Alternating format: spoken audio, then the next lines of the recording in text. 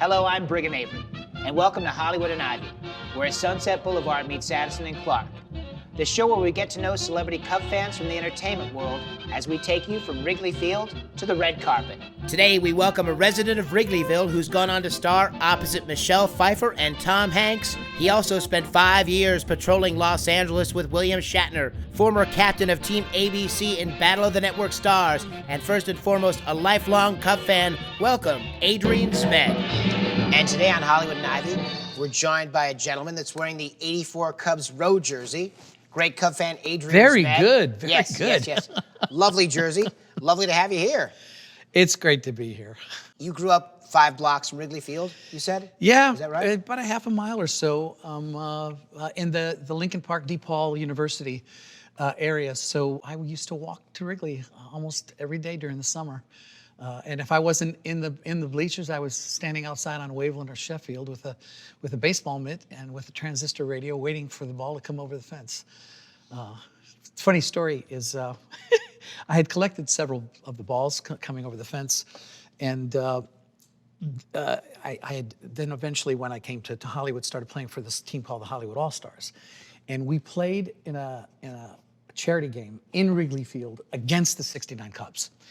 And I had the balls all saved.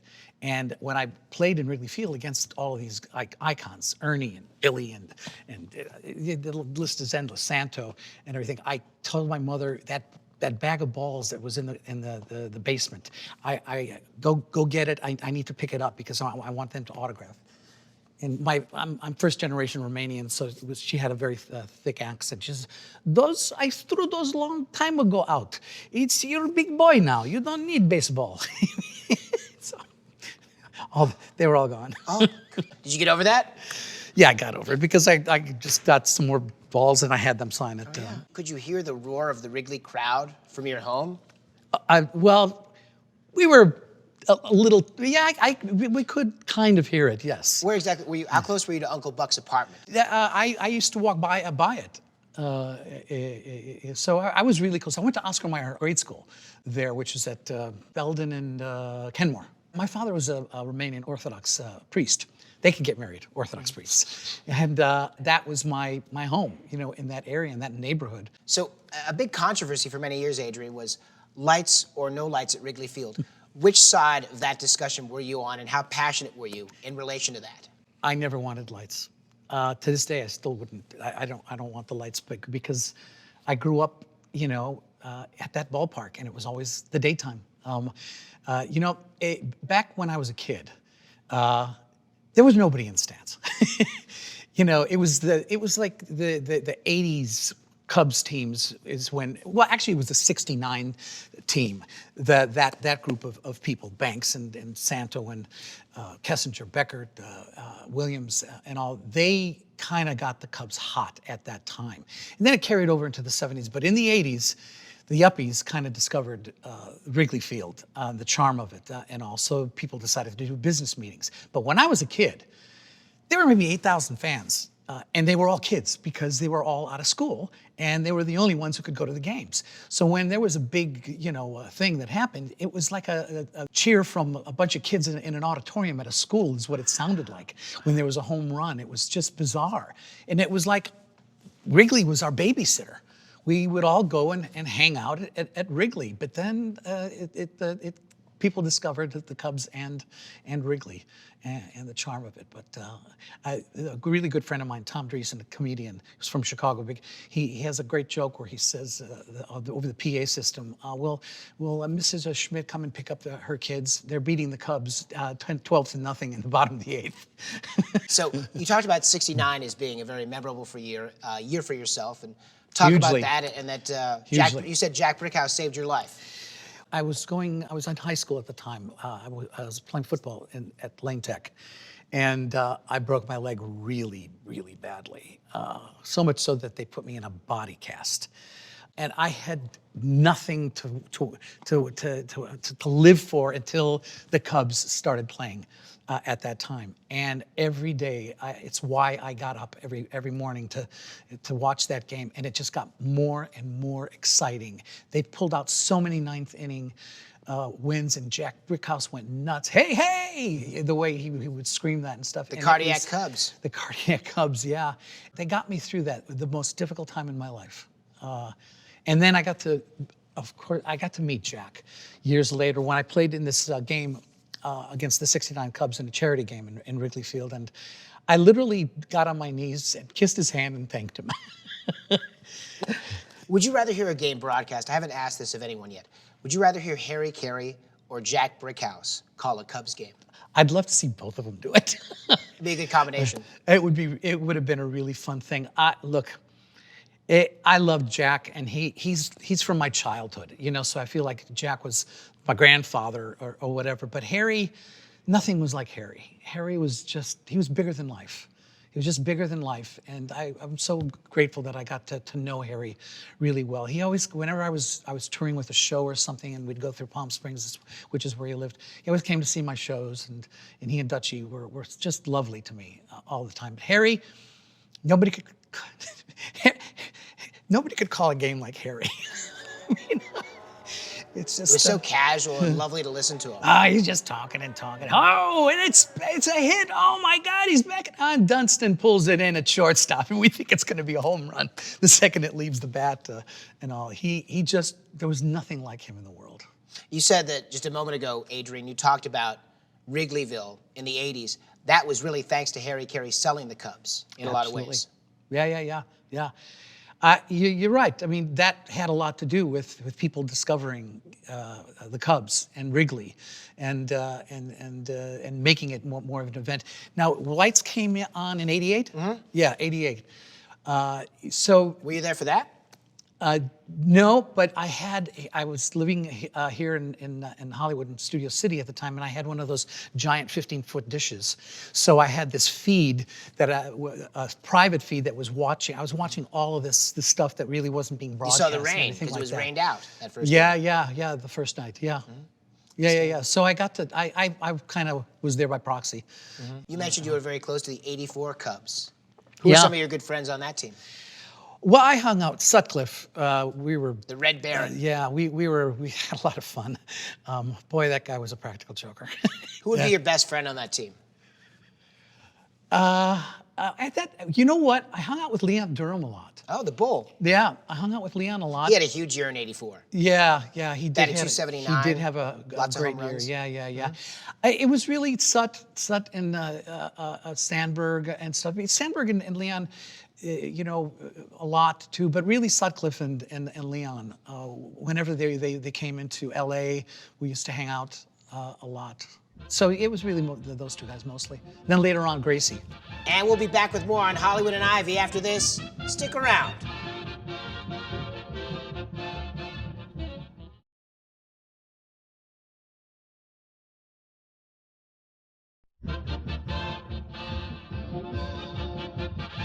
And welcome back to Hollywood and Ivy, where Sunset Boulevard meets Addison and Clark. Today we're visiting with ADRIAN ZMED. I have a question for you about Mark Grace specifically. When do you think he'll be enshrined in Cooperstown? Well, when is he? He's eligible right now. He's eligible right now. And here's one fact about Mark Grace. He had more hits in the decade of the 90s than anyone else, than Tony Gwynn, Mark McGuire, anybody. So I think that alone more than puts him Hernandez in. too? Yes, in that decade. Wow. I hope he gets in, soon. That's all I can say. He deserves it, man. You notice Greg Maddux, when he went to the Hall of Fame, he did not wear a Cubs or a Braves. He just had an MLB on his hat. And I think he really cut his teeth with the Cubs. He won his first 20 games there, first playoff experience in '89, his first Cy Young there. So do you think he made the right decision? What do you think, Cubs, Braves? Well, it broke my heart when he went to the Braves, and then of course he wins. I mean, he won at least one Cy Young with the Cubs, didn't he? He won his first one. Yeah, his first one, and then the rest of them were like 3 or 4 in Atlanta. Yeah, we're with Atlanta, and all. And of course, it was a murderer's row of pitching staffs. It sure was. Glavine, Smoltz, and him and stuff. But no, Maddux was really serious. He never partied with us. He was one of those that was always quite serious, and he would go back to the hotel room, and even if he wasn't pitching the next day or anything like that, he'd always be studying. He was like a professor. He was, yeah. Do you think, in essence, and nobody could carve that strike zone better than him? Oh yeah, he changed speeds, and he was just He was a surgeon. and I loved watching him hit. I understand they made all designated hitters now, but I loved watching him hit. I love watching Rick Sutcliffe hit, and Mark Pryor too. The Cubs have had some great historical hitting pitchers. Remember when Sutcliffe hit that home run in game one of the '84 series? Oh, that last game in San Diego. I went to every game at Wrigley. Then I went to every game in San Diego, and I didn't even want to go back into the locker room after. I just went out to where my car was, and my car had been towed. Oh, outside of Jack Murphy Stadium? Yeah. The old Murph? And my license plate said Cubbies. Oh, God. So Steve Garvey and I was in full Cubs regalia. So I'm Heartbreak Hotel, brother. I'm taking a cab to where the pound is for the car, and I'm standing in line with hundreds of Padre fans. It was one of the worst days of my life. Goodness gracious. So, who do you think is the worst Cub killer? Steve Garvey, the Black Cat in '69, Tom Seaver. I think it's Josh Beckett in 2003 with the Marlins, because he kind of came out of nowhere and had two great pitching performances and shut our boys down. Yeah. Who's a number one Cub killer? For me, it was Garvey. He single-handedly beat the Cubs in that series. Nobody hit like him, and he hit the home runs at every single time that they needed it to get it back. But when the Marlins were playing the Cubs in the 2003, I mean, who knows what would have happened had Alou caught the ball. And it was, the rest of the team started to fall apart right after that. And everybody, of course, blamed it on poor Bartman and stuff. So I don't know if it was, who really would have been the biggest Cub. But you're right, Beckett was quite a Cub killer at that time too. Ryan Sandberg won the '84 MVP. Chris Bryant won in 2016 on first place teams. Ernie Banks in '58 and '59, and Andre Dawson in '87 on last place teams. Do you think that that is an amazing Are they feat. valuable though? Is that an MVP winner if you're on a last place team? I think so. You do. I do. Tell me why. Because he doesn't have the hitting around him to support it. All these other MVPs. There were people who were hitting behind Chris and after Chris and stuff. Great thing about that, I just literally, I live in Vegas now, and Chris is from Vegas. And I got to know his dad really well. I did a bunch of talk shows with him on radio, sports shows and stuff. And I literally just was texting with him yesterday, congratulating Chris for getting the deal with Colorado. Really an amazing human being. He deserves everything in his life. It really broke my heart to see Chris leave the Cubs. He was, to me, I thought he was the next Mr. Cub. I feel as though he was Roy Hobbs in Wrigley Field. Yeah. So natural. Yeah. So natural. Yeah. And speaking of Mr. Cub, Ernie was the greatest human being in the world. I was so honored to have known Ernie and all, and I hung out with him in LA quite a lot. And we played golf, once in a while, and he was involved in a restaurant that was just around the airport, too, so I'd meet him there a lot. When he said, "Let's play too," he really meant it. It wasn't a gimmick. Right. So you talked about having the premiere of Grease 2 at the Biograph Theater in Chicago. Yeah. Did Ryan Sandberg come to that? Did some of the Cubs come to that debut, seeing as how it was so close to Wrigley? Oh, my goodness. Well, it was in the winter. A lot of people were not even in Chicago at the time, when that was premiering. But we premiered in the wintertime and stuff. But yeah, I mean, I actually was hanging out with a lot of the guys from the Bears at that time too. But some of those some of your buddies? Tim Reitman is still a really good buddy of mine. Went to UCLA. Went to UCLA. And so the funny thing about Tim Reitman and we met on the Love Boat. I did a 2-hour special Love Boat where we actually, they never left LA. They would just shoot in San Pedro, at the dock in San Pedro and stuff. But I did a 2-hour special that they did all of the Mediterranean Rivieras. And it was a huge 2-hour special.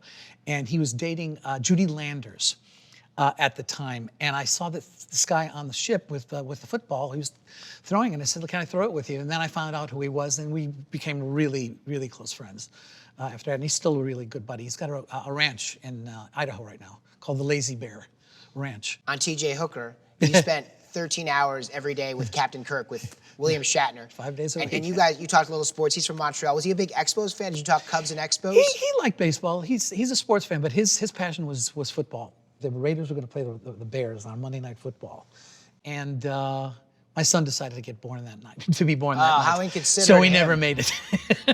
We're going to take a quick time out, but we'll be back with more with Adrian ZMED on Hollywood and Ivy after this.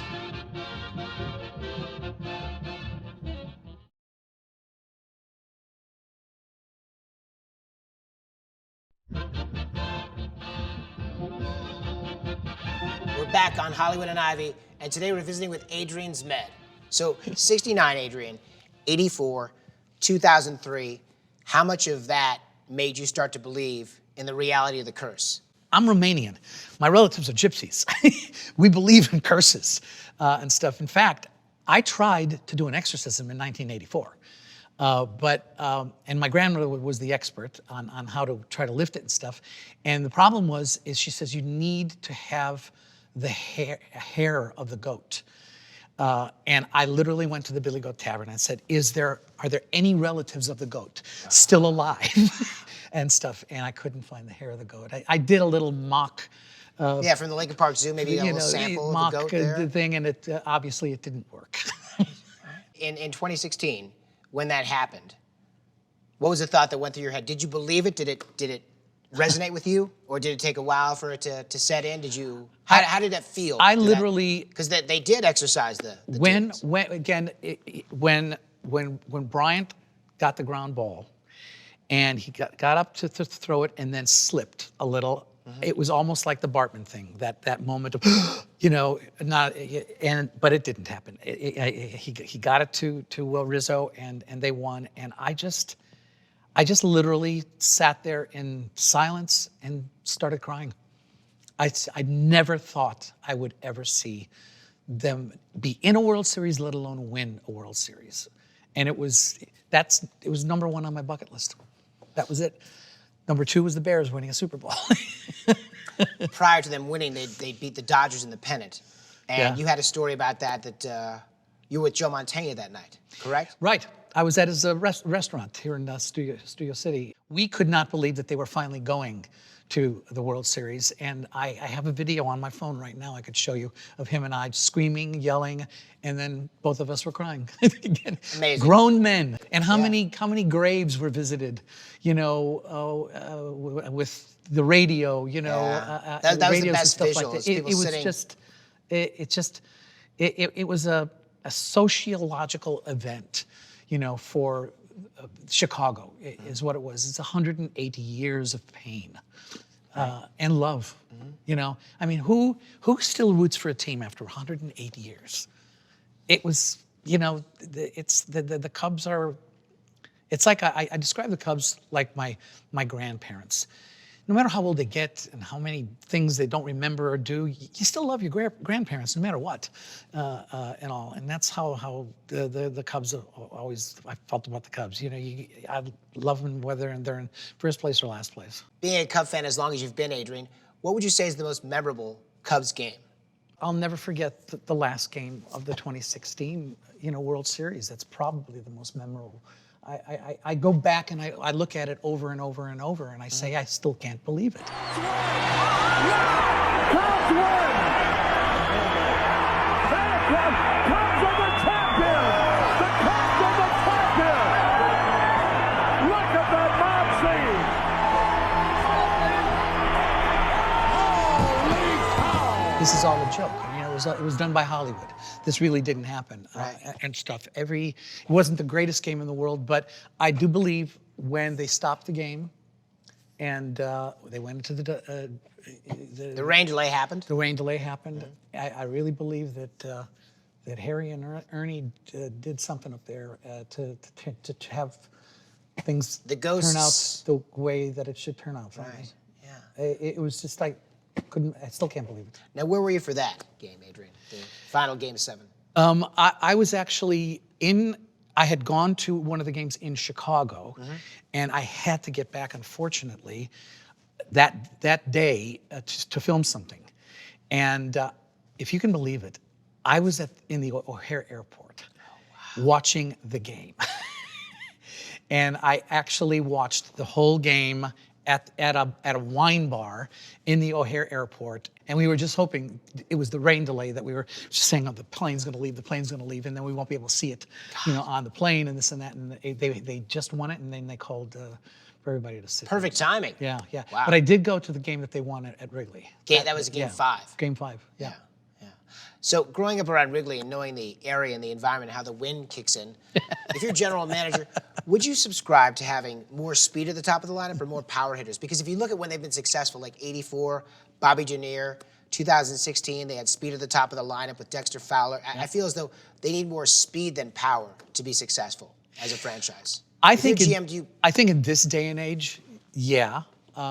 It's because of the way, what do they call it now? The metrics? Sabermetrics. Yeah, it's like it's down to a science at this point. I mean, there's something to be said for the long ball at Wrigley. When the wind's blowing out, it's a fun game. Sure. And all, but when the wind's blowing in, you got to use your speed. But here's the thing.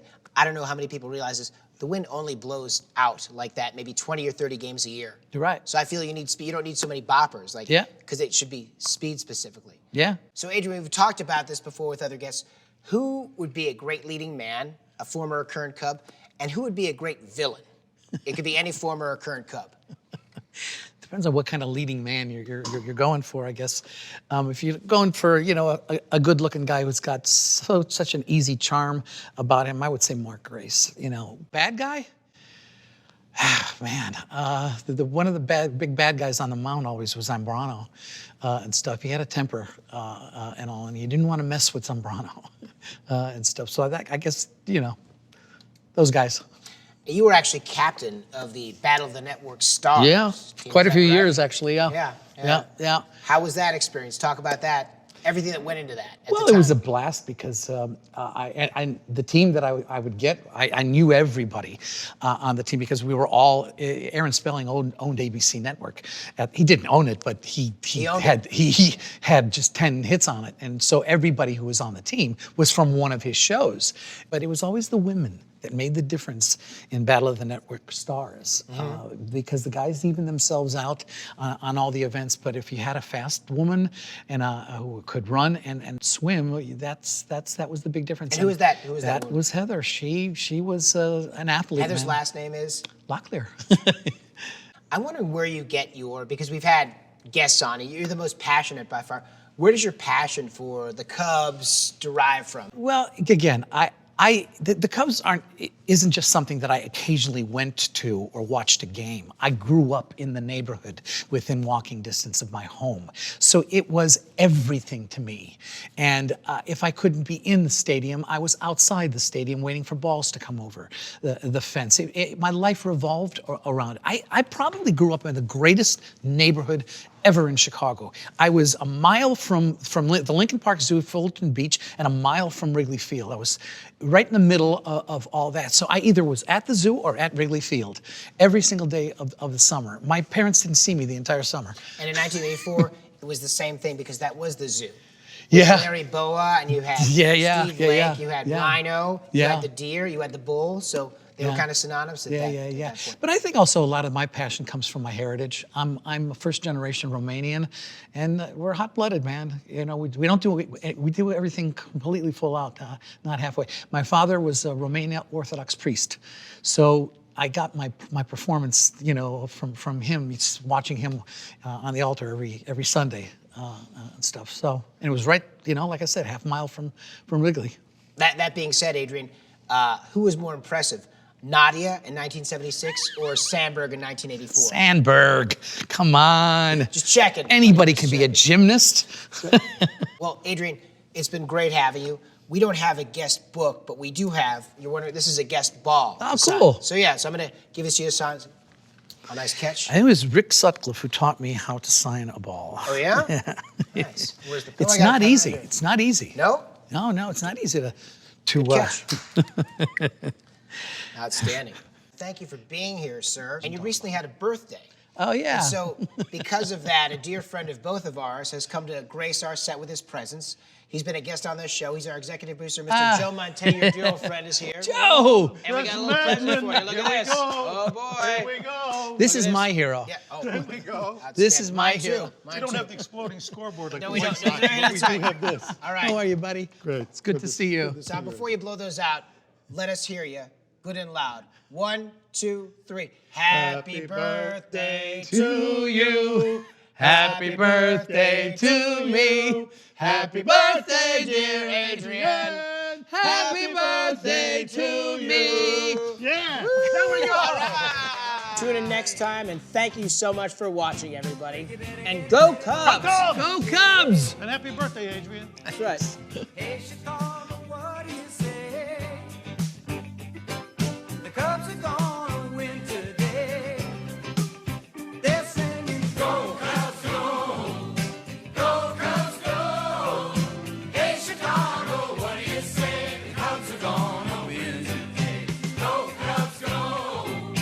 Go Cubs, go! Hey, Chicago, what do you say? The Cubs are gonna win today. They got the power, they got the speed to be the best in the National League. Well, this is the year and the Cubs are in.